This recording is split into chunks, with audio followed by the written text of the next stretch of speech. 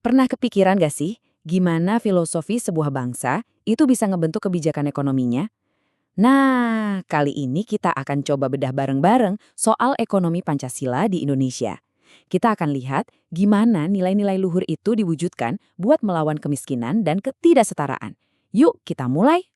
Ini nih pertanyaan besar yang bakal jadi pemandu kita. Soalnya ekonomi itu kan bukan cuma soal angka dan grafik ya, tapi juga cerminan dari keyakinan, nilai-nilai, dan bahkan jiwa dari suatu masyarakat. Terus gimana Indonesia menjawab pertanyaan ini? Mari kita cari tahu sama-sama. Oke, ini dia agenda kita. Kita bakal mulai dari fondasi filosofinya, terus kita lihat contoh programnya, kita analisis, dan terakhir kita tutup dengan beberapa rekomendasi ke depan. Singkat, padat, dan langsung ke intinya. Sip, kita masuk bagian pertama. Gini, untuk bisa paham kebijakannya, kita harus ngerti dulu cara pandangnya. Semuanya itu berakar dari bagaimana masyarakat Indonesia memandang hakikat manusia itu sendiri. Jadi, di Indonesia tuh manusia tuh nggak dilihat sebagai individu yang sendirian, yang terpisah dari yang lain. Tapi juga bukan sekedar sekrup kecil dalam mesin besar masyarakat. Ada keseimbangan di situ. Setiap orang punya hak dan kebutuhan pribadi, tapi pada saat yang sama, mereka juga bagian penting dari komunitas. Keduanya sama-sama penting. Nah, dari pandangan keseimbangan tadi, muncullah sebuah prinsip yang kita kenal banget, kekeluargaan. Coba deh bayangin, sebuah masyarakat yang cara kerjanya itu kayak satu keluarga besar.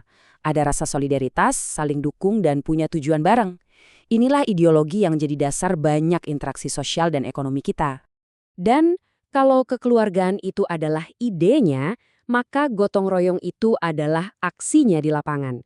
Ini adalah budaya kerja bakti, bantu-bantu tanpa pamrih buat nyelesain sesuatu yang berguna untuk semua. Mulai dari bangun jembatan, sampai bantu tetangga yang lagi kesusahan. Ini wujud nyata dari jiwa komunal tadi. Nah, sekarang kita lihat yuk gimana filosofi yang keren ini diwujudkan dalam kebijakan yang beneran ada. Kita akan pakai program sekolah rakyat sebagai studi kasus kita kali ini. Inti dari program ini sebenarnya simpel banget, tapi dampaknya besar.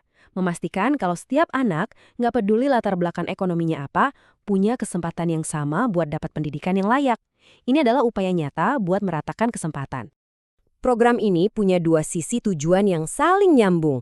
Dari sisi ekonomi, ya jelas, tujuannya buat menciptakan sumber daya manusia yang lebih terampil dan produktif.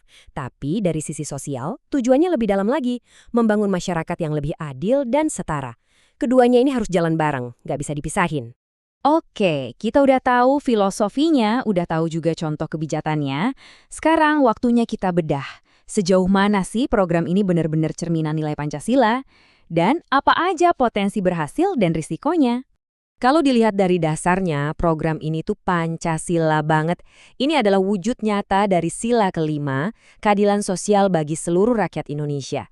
Kenapa? Karena program ini secara aktif membantu mereka yang paling butuh, dengan tujuan supaya pembangunan itu nggak cuma dinikmati segelintir orang, tapi dirasakan semua lapisan masyarakat. Supaya program ini bisa berhasil, butuh kerja tim dari 3 pilar utama. Pertama, negara yang merancang, menjalankan, sekaligus mengawasi. Kedua, pasar atau dunia usaha yang nantinya akan menyerap lulusan-lulusan ini. Dan ketiga, masyarakat itu sendiri, yang bukan cuma jadi penerima manfaat, tapi juga ikut berpartisipasi dan mengawasi jalannya program. Ini sebuah ekosistem. Nah, disinilah letak tantangannya. Ini seperti dua sisi mata uang. Kalau berhasil, semua pihak untung. Masyarakat miskin bisa naik kelas, negara dapat SDM unggul, dan dunia usaha dapat tenaga kerja yang berkualitas.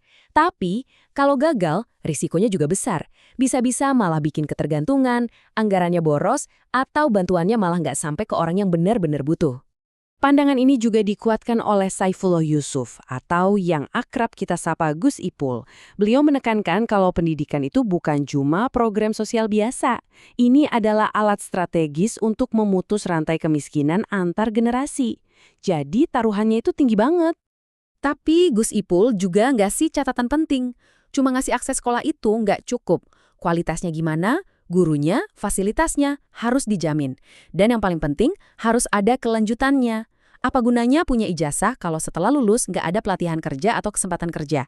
Ini harus jadi satu paket lengkap.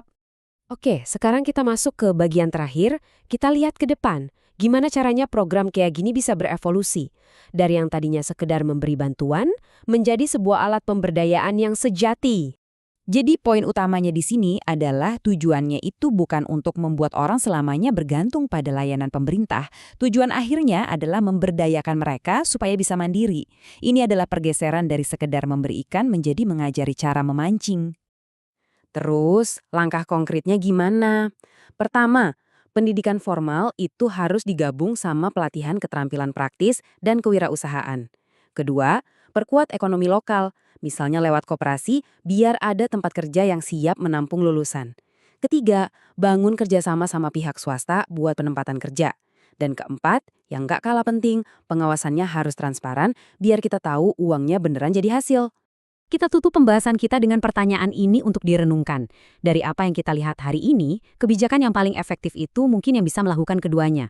Memberikan jaring pengaman untuk mereka yang butuh, sekaligus membangun tangga supaya mereka bisa naik dan mandiri. Itulah mungkin inti dari ekonomi yang benar-benar berjiwa Pancasila. Terima kasih sudah menyimak.